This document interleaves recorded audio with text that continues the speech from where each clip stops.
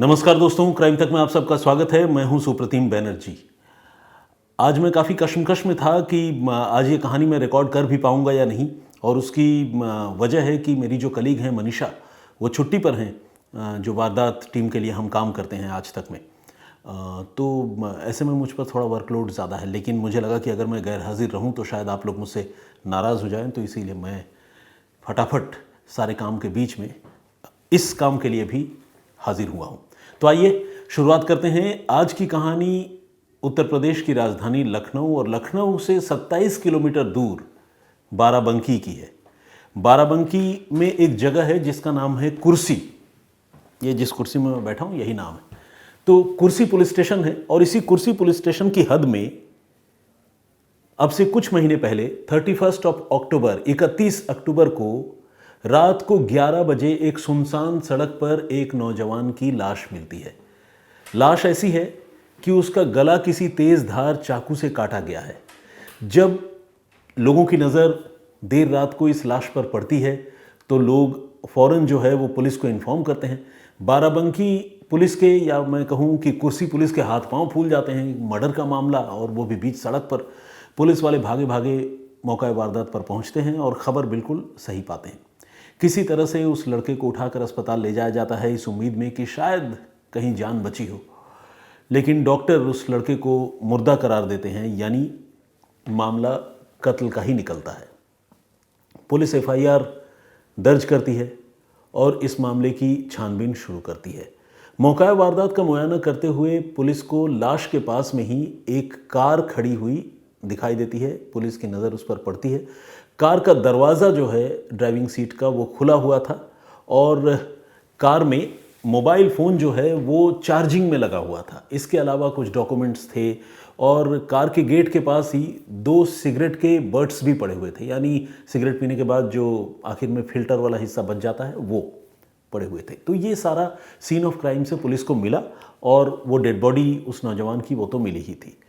तो mobile phone, car के registration number, इन सारी चीज़ों को देखकर, इनकी मदद से पुलिस ने उस लड़के की पहचान कुछ ही घंटों में पता कर ली। लड़के का नाम, जिसकी हत्या हुई थी, उसका नाम था अतुल पांडे। अतुल पांडे लखनऊ का रहने वाला था और एक प्रॉपर्टी डीलर के तौर पर काम करता था। लेकिन देर रात को अतुल पांडे की हत्या बाराबंकी में किसने की, ये अपने आप में एक बड़ा सवाल था। अतुल पांडे की ऐसी किसी से क्या दुश्मनी थी कि उसकी हत्या हो गई? क्योंकि सीन ऑफ क्राइम को देखकर कोई लूटपाट वाली बात तो लग नहीं रही थी। मोबाइल फ़ोन भी जस का तस था, कार भी वहाँ मौके पर ही पड़ी थी, खुली पड़ी थी। अगर लुटेरे होते तो शायद इन चीज़ों को लेकर भागते। तो मामला लूटपाट का तो नहीं लग रहा था। अब सवाल ये था कि अतुल पांडे की हत्या क्यों हुई, किसने की, ये अपने आप में एक बड़ा सवाल था।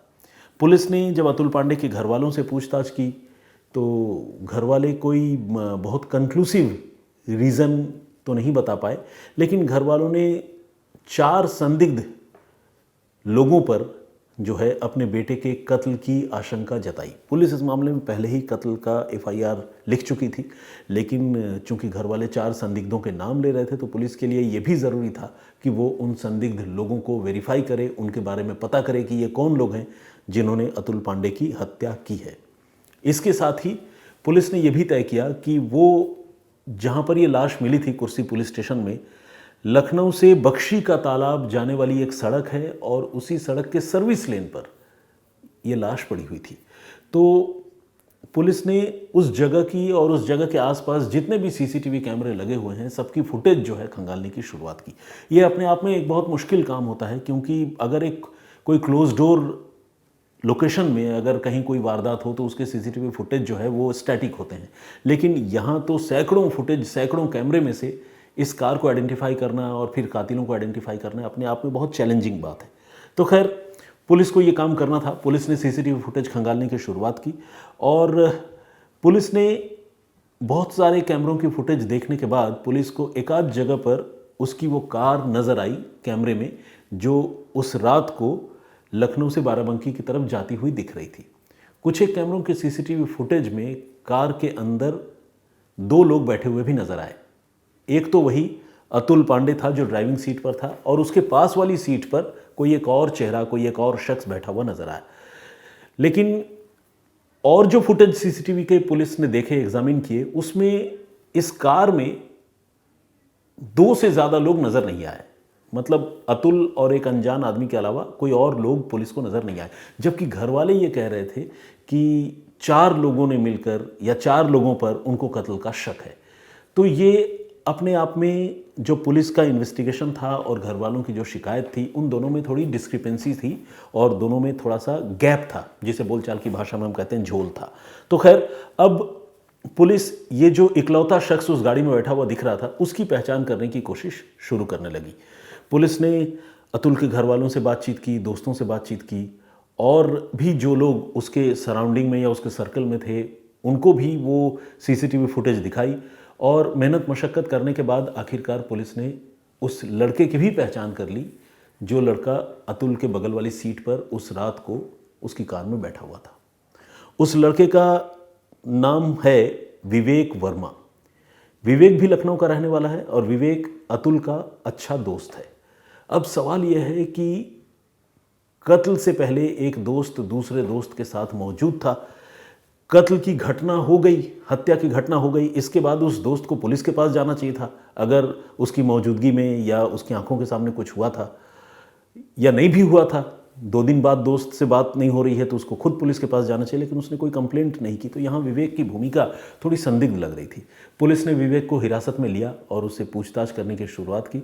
विवेक ने पहले इधर उधर की बातें खूब बनाई, लेकिन आखिरकार पुलिस की पूछताछ के सामने वो टूट गया और उसने कबूल कर लिया कि अतुल पांडे की हत्या किसी और ने नहीं बल्कि खुद उसी ने की है। जी हाँ, एक दोस्त ने दूसरे दोस्त की हत्या कर दी, और हत्या भी बहुत ही बर्बर तरीके से, बहुत ही भयानक तरीके से। मछली काटने वाले तेज धार चाकू से उसने अपने दोस्त अतुल पांडे का गला काट दिया था, और ये एक ऐसा चाकू था जो वो स्पेशली मेघालय से खरीद कर लाया था। कत्ल करने के इरादे से खरीद कर नहीं लाया होगा, हो सकता है पहले ही कोई सोविनियर आइटम के तौर पर उसे खरीद कर लाया हो, लेकिन कत्ल करने के लिए उसने इस चाकू का इस्तेमाल किया। अब सवाल यह है कि विवेक वर्मा ने अतुल पांडे की हत्या क्यों की? तो विवेक ने इसके पीछे एक स्टोरी सुनाई। विवेक ने कहा कि वो अतुल से अपने अपमान का बदला लेना चाहता था। दरअसल अतुल और विवेक, जैसा कि मैंने आपको बताया, बहुत अच्छे दोस्त थे। विवेक वर्मा के बहन की शादी थी और एक भाई होने के नाते वो तमाम इंतजामात में लगा हुआ था, और इसी सिलसिले में उसे कुछ रुपयों की ज़रूरत पड़ी। उसने प्रॉपर्टी डीलर अतुल पांडे से कुछ रुपए मांगे और अतुल ने मदद के तौर पर 60,000 रुपये उधार विवेक वर्मा को दे दिए। लेकिन इसके बाद अतुल अपने रुपए विवेक से वापस मांगता रहा और विवेक जो है आज दूंगा कल दूंगा टाल मटोल वाली हरकत करता रहा। एक आध बार दोनों दोस्तों के बीच में कहासुनी भी हुई और तब विवेक ने 20,000 रुपये लौटा दिए थे। अब 40,000 रुपये और बाकी थे। लेकिन इन दिनों अतुल पांडे का प्रॉपर्टी का कारोबार थोड़ा मध्यम था, ढीला चल रहा था, उसे पैसों की ज़रूरत थी। अब वो अपने दोस्त विवेक के पीछे पड़ गया, रोज़ फ़ोन करने लगा, व्हाट्सएप मैसेज भेजने लगा, और फिर भी विवेक जो है वो लगातार रुपए लौटाने के मामले में लापरवाही कर रहा था। तो फिर एक दिन ऐसा हुआ कि अतुल ने सीधे विवेक के घर पर ही धावा बोल दिया और वहाँ जाकर उसकी भारी बेइज्जती की, बहुत उसे भला बुरा सुनाया, उसे जलील किया और कहा कि 40,000 रुपये अगर दे नहीं सकते तो लिए क्यों थे, इस तरह की बहुत सारी बातें। ये बात जो है विवेक को बड़ी नागवार गुजरी और उसने बजाय कहीं से इंतज़ाम करके वो 40,000 रुपये अपने दोस्त अतुल को लौटा दे, उसने अतुल की हत्या करने का फैसला कर लिया। और इसी प्लानिंग के तहत उसने 31 अक्टूबर की शाम को अतुल को अपने पास बुलाया और कहा कि वो साथ में बैठकर ड्रिंक करना चाहते हैं। और फिर थोड़ी देर बाद अतुल ने कहा कि वो एक लैंड जो है, एक साइट देखना चाहता है जो बाराबंकी की तरफ है। तो विवेक उसके साथ हो लिया। विवेक ने कहा ठीक है चलो मैं भी चलता हूँ, साथ में देख लेंगे और फिर मैं तुम्हें पैसे भी दे दूंगा, मेरे पास कुछ पैसे हैं, कुछ हज़ार रुपये, 40,000 तो पूरे नहीं हैं लेकिन जितना भी है मैं तुम्हें दूंगा, चलो साथ चलते हैं। इसके बाद अतुल और विवेक उसी कार में बैठकर निकल पड़े। जैसा कि मैंने आपको बताया सीसीटीवी फुटेज में भी वो तस्वीर दिखी थी। और इसके बाद किसी बहाने से विवेक वर्मा ने वो कार रुकवाई लखनऊ से बख्शी का तालाब जाने वाली सड़क के सर्विस लेन पर, उसी कुर्सी पुलिस स्टेशन की हद में। अतुल अपने अंजाम से बेखबर था, उसे नहीं पता था कि विवेक के मन में कत्ल की साजिश चल रही है। वो तो विवेक को दोस्त समझ रहा था। विवेक ने वहाँ 2 सिगरेट सुलगाए, एक खुद के लिए, एक अपने दोस्त अतुल के लिए। शराब के नशे में दोनों धुत थे। विवेक चूंकि साजिशन वहाँ पर पहुँचा था, तो विवेक जो है वो शराब के नशे में होने के बावजूद अपने सेंसेस में था, अलर्ट था, जबकि अतुल थोड़ा लापरवाह था क्योंकि उसे नहीं पता था कि उसके साथ क्या होने वाला है। तो खैर, मौका देखकर बीच सड़क पर गाड़ी रोककर विवेक वर्मा ने उसी तेज धार चाकू से अपने दोस्त अतुल का गला काट दिया और गला काटने के बाद उसकी लाश को उसी हाल में छटपटाता हुआ, मैं तो कहूँगा पहले छटपटाता हुआ ही छोड़ा होगा, उसी हाल में वहाँ पर छोड़कर अपने दोस्त को विवेक फरार हो गया, वापस अपने घर आ गया। इसके बाद उसने इस घटना के बारे में किसी को कोई जानकारी नहीं दी, किसी को कुछ पता भी नहीं चला और अतुल की लाश इस वारदात के कुछ घंटों के बाद 31 अक्टूबर की देर रात को 11 सवा 11 बजे वहीं मौका वारदात पर पड़ी हुई मिली। और जैसा कि मैंने आपको बताया, पुलिस ने तफ्तीश की। तफ्तीश करते करते पुलिस ने विवेक के बारे में भी पता लगाया। एक और ख़ास बात जो पुलिस के लिए बहुत अहम सुराग या हम ये कह सकते हैं कि कोरोबोरेटिव एविडेंस साबित हुई, वो ये कि जिस ब्रांड के सिगरेट के टुकड़े यानी सिगरेट के बर्ड्स वहाँ मौका वारदात पर पड़े हुए थे, उसी ब्रांड का सिगरेट जो है वो विवेक वर्मा के पास से भी पुलिस ने बरामद किया और विवेक उसी ब्रांड का सिगरेट पीता था। तो यहाँ ये चीज़ें जो है एक दूसरे से लिंक हो रही थी, कोरोबोरेट हो रही थी या एक दूसरे को सब्सटैंशिएट कर रही थी, जोड़ रही थी। तो सिगरेट के जो 2 बर्ड्स मौके पर मिले थे, उनमें एक बर्ड्स तो ऑब्वियस है विक्टिम का था, अतुल का, और दूसरा विवेक वर्मा का था। पुलिस ने वो बर्ड्स भी इकट्ठा किए हैं। आने वाले वक्त में पुलिस उनका डीएनए एग्जामिनेशन भी कराएगी। इससे ये भी इस्टेब्लिश हो जाएगा कि वहाँ पर प्रेजेंस जो है वो अतुल पांडे और विवेक वर्मा का ही था। और डीएनए रिपोर्ट आने से पहले सिगरेट के ब्रांड से तो कम से कम ये बात साबित हो ही गई कि वहाँ पर विवेक मौजूद था, क्योंकि विवेक के पास भी वही सिगरेट मिली जो सिगरेट वहाँ मौका वारदात पर पड़ी हुई थी। इसके अलावा सीसीटीवी फुटेज और कत्ल के पीछे की कहानी, ये सारी बातें जो है इस पूरे इन्वेस्टिगेशन को मुकम्मल बनाती है, कंप्लीट बनाती है। तो थैंक्स टू कुर्सी पुलिस, यूपी पुलिस, बाराबंकी की पुलिस, जिसने इस कॉम्प्लिकेटेड केस को कामयाबी पूर्वक सुलझा लिया और सुलझाने का ज़रिया बनी सीसीटीवी फुटेज और सिगरेट के 2 अध जले टुकड़े यानी सिगरेट के बर्ड्स। तो आज की कहानी यहीं तक। इस कहानी पर, इस स्टोरी पर आपकी राय क्या है, आप क्या सोचते हैं, प्लीज़ हमें कमेंट करके ज़रूर बताइएगा। जो स्टोरी मैंने आप लोगों को पहले सुनाई थी एक रोज़ पहले, वो सुखदेव सिंह गोगामेडी जो राजपूत समाज के नेता थे, उनकी हत्या से जुड़ी स्टोरी थी। तो उस पर बहुत सारे लोगों ने कमेंट किया है, तो आइए कुछ कमेंट्स पढ़ते हैं। सुखदेव सिंह गोगामड़ी ऑफिशियल के नाम से ही एक आईडी है, उन्होंने भी कमेंट किया है और उन्होंने एक अल्फाज लिखा है, मतलब एक शब्द, एक वाक्य लिखा है। उन्होंने लिखा है कि हक की लड़ाई में युवाओं को निमंत्रण नहीं भेजे जाते, जिनका ज़मीर जिंदा हो वो खुद चले आते हैं। बात तो सही है, क्योंकि ये किसी के पर्सनल काम या पर्सनल लड़ाई वाली बात तो है नहीं। अगर कोई सामाजिक काम हो तो उसमें, और अगर सकारात्मक काम हो तो इंसान को बढ़ चढ़ कर उसमें हिस्सा लेना ही चाहिए। प्रदीप भांबू जी ने कमेंट किया, बहुत बहुत स्वागत आपका। फहाद रिस्की व्लॉग्स के नाम से आईडी है, बहुत स्वागत आपका। मेहताब अली है, इदरीशी जी का कमेंट है। एक्सपेक्ट दी अनएक्सपेक्टेड के नाम से एक आईडी है, उन्होंने भी ये कहा है कि वो वर्कलोड की वजह से जो है वो कमेंट नहीं कर पाते। ओके, ये रेगुलर मेरे वीडियोस में कमेंट करते हैं मूजी लिखकर, तो उन्होंने लिखा है कि मूजी is a slang and I feel so bad for these types of negative minded people.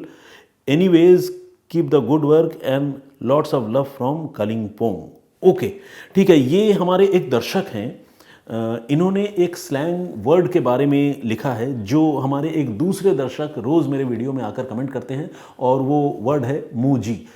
अगर ये स्लैंग है तो मुझे नहीं बोलना चाहिए, लेकिन ऑब्वियसली मुझे इस स्लैंग का मतलब नहीं पता है, तो अननोइंगली मैं ये बात बता रहा हूँ। उन्होंने क्लियर किया है कि वो जो भी हमारा दर्शक है वो जानबूझकर ये कमेंट करता है, एक तरह से वो गाली देता है टाइमलाइन पर आकर।